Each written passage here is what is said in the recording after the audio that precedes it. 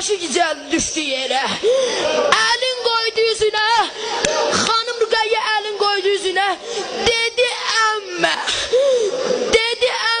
yüzümə, dayan dedi əmmə. Vətəndaş mövqeyimlə Rayət İmam Əliyev qarşınızdayım. Mövzuya keçməzdən öncə bir əhvalat danışım. Sovet dövründə Yahudi millətindən olan bir zərgər təqiblərə dözməyib İsrailə köçmək istəyir. Ona bildirirlər ki, xarici dövlətə gedən hər kəs 1000 manatdan artıq pul apara bilməz. Bu zərgərin peşə məktəbinin heykəltəraşlıq ixtisasında oxuyan 15 yaşlı oğlu Leninin büstünü hazırlayır və atasının bütün qızıllarını əridib o büstün içinə doldurur. Aeroportda Rus gömrükçü 50 kilogram ağırlığında olan büstü görüb deyir ki, bu kimdir? Yahudi uşaq deyir ki, bu dahi rəhbər Leninin büstüdür. Aparıram İsrailli həmyaşıdlarıma göstərim ki, bütün dünyanın nicat yolu, xoşbəxtliyi bu dahi Leninin ideyalarından asılıdır. Rus gömrükçü xoşhal olur və uşağın başını sığallayıb deyir, heykəlini də götür, get.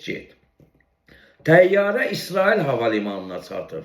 İsrailli gömrükçü soruşur ki, bu kimin büstüdür? Yahudi uşaq deyir, bu bəşəriyyətə fəlakət gətirən, balaları yetim qoyan qatil Lenindir. Gətirmişəm həmyaşıdlarıma göstərim ki, bu adam Yahudi xalqının düşmənidir. İsrail əskəri gülümsəyir və uşağı Leninin büstü ilə bircə buraxır. Yahudi ailəsi İsraildəki baba mülkünə gəlib çatır. Babası uşağa deyir, bu kimin büstüdür? Uşaq deyir, bu heç nədir.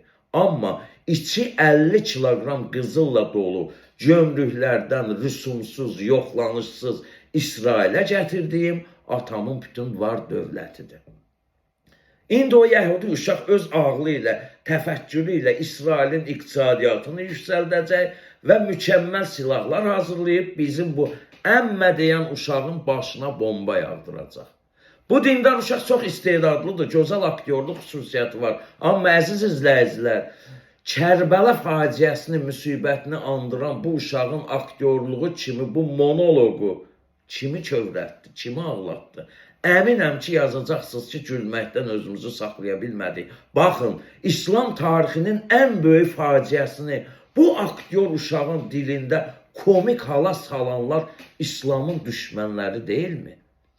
Bu uşağa İslamın dəyərlərini öyrədin, müqəddəs Quranımızda olan insanların hüquq bərabərliyini, İslamın mərhəmətini, ac-yalavac insanlara yardımın mahiyyətini, dünya konstitusiyalarının mənbəyi müqəddəs Quranın hikmətli kəlamlarını öyrədin. Yoxsa bu nədir?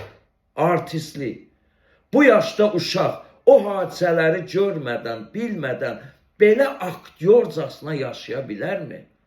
Baxın, elm və xurafatın fərqi bizim bu balamızla Yahudi uşağın müqayisəsində açıq görünür. Bizim uşaq böyüyüb gələcəkdə ya falsı olacaq, ya cadu yazan olacaq, ya da ən yaxşı halda dərviş toylarında mərsi yaxan.